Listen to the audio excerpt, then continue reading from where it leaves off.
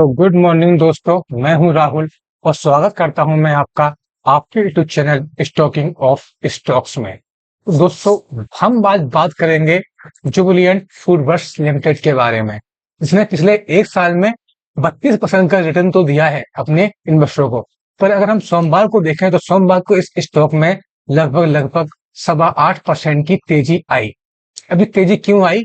इसके रेल की वजह से। दोस्तों, हम रेल पे तो बाद में बात करेंगे, पहले हम समझते हैं कि कंपनी का बिजनेस क्या है। दोस्तों, ये है कंपनी का बिजनेस। कंपनी की प्रोफाइल मैंने खोली हुई है और यहाँ पे आप पढ़ सकते हो कि भारत की सबसे बड़ी खाद्य सेवा कंपनी और यह जुबिलिएंट भारतीय समूह का हिस्सा है।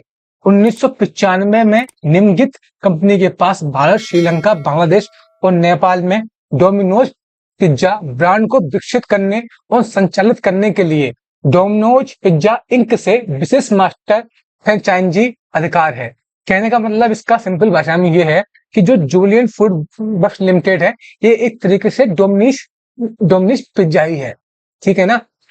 भारत में इसका 421 शहरों में 1995 डोमिनोज स्टोर का एक मजबूत नेटवर्क है। कंपनी के पास भारत, बांग्लादेश, नेपाल और भूटान में पोपेयस रेस्टोरेंट और भारत में डंकिन रेस्टोरेंट विकसित करने और संचालित करने का विशेष अधिकार भी है।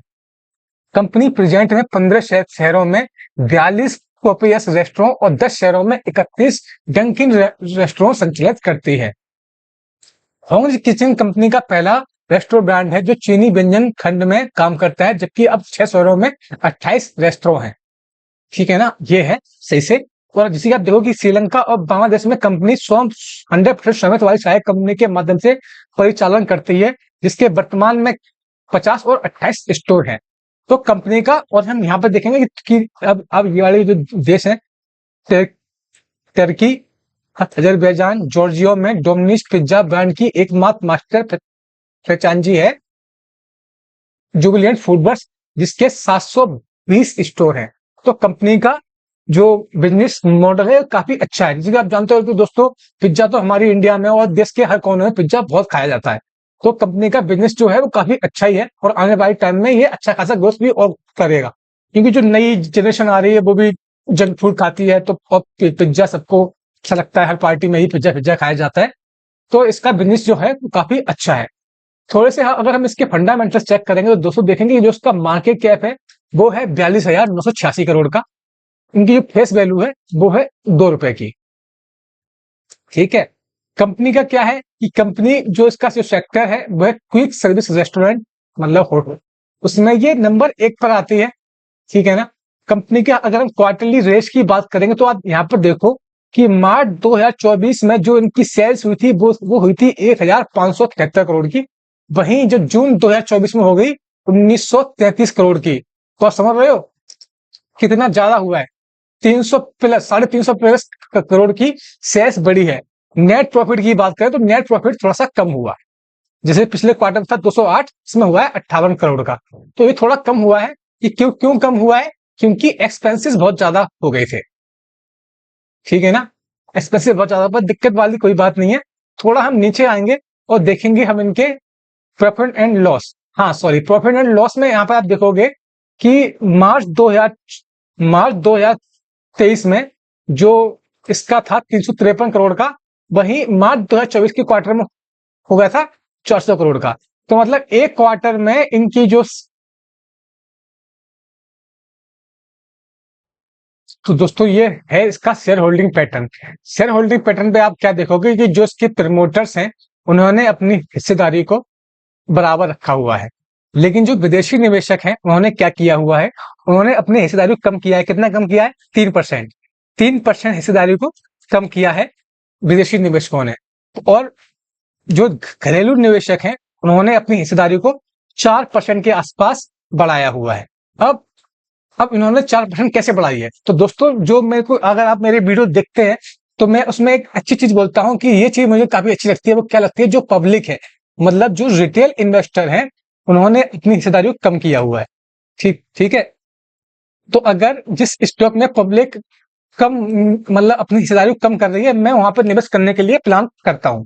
ठीक है। तो जो भी माल पब्लिक ने बेचा हुआ है और विदेशी निवेशकों ने बेचा हुआ है, वो माल हमारे घरेलू निवेशकों ने बाय किया हुआ है। ठीक है, आई होप आपको ये समझ में आया होगा।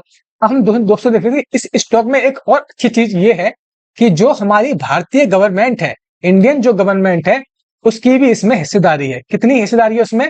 0.20%। तो मतलब इसमें एक हिस्सेदारी हमारे भारत सरकार की भी है।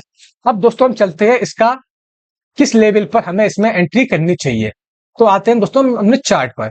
चार्ट पर आप देखोगे दोस्तों कि इसने यहां से एक रैली दी इस स्टॉक ने, और यहां पर आके इस लेवल पर आके 915 रुपए का अपना ऑल टाइम हाई बनाया, और 915 रुपए के अपने ऑल टाइम हाई बनाने के बाद इसने एक फॉल किया नीचे की ओर। नीचे की ओर फॉल करने के बाद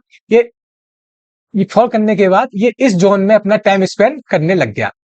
अब ये इसने इस जोन का ब्रेकआउट कर दिया है। तो क्या हमें अभी इसमें निवेश करना चाहिए? ये थोड़ा सा मैं आपको और डिटेल में समझाता हूं।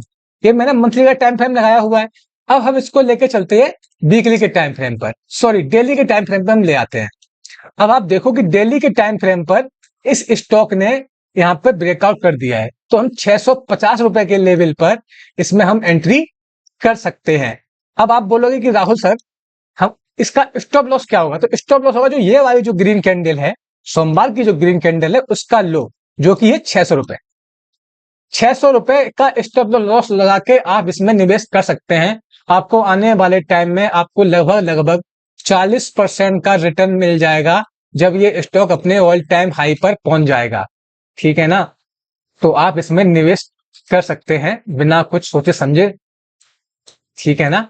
और ये इसका हम इसमें तो जो इसका ये वाला जो लेवल है, जो कि 915 रुपए का जो लेवल है, 915 रुपए इसका ऑल टाइम हाई है, तो यहां पर इसका ये टारगेट बन सकता है दोस्तों। तो आने वाले टाइम में ही हमको अच्छा खासा रिटर्न भी दे सकता है। आई होप दोस्तों आपको ये वीडियो अच्छा लगा होगा। वीडियो अच्छा लगा तो वीडियो को लाइक कर दें, चैनल को सब्सक्राइब कर दें और घंटा जरूर दबा दें, जिससे कि आने वाले हर एक वीडियो का नोटिफिकेशन आपको टाइम टू टाइम मिलता रहे। मिलते हैं नए वीडियो में, तब तक के लिए जय हिंद जय भारत।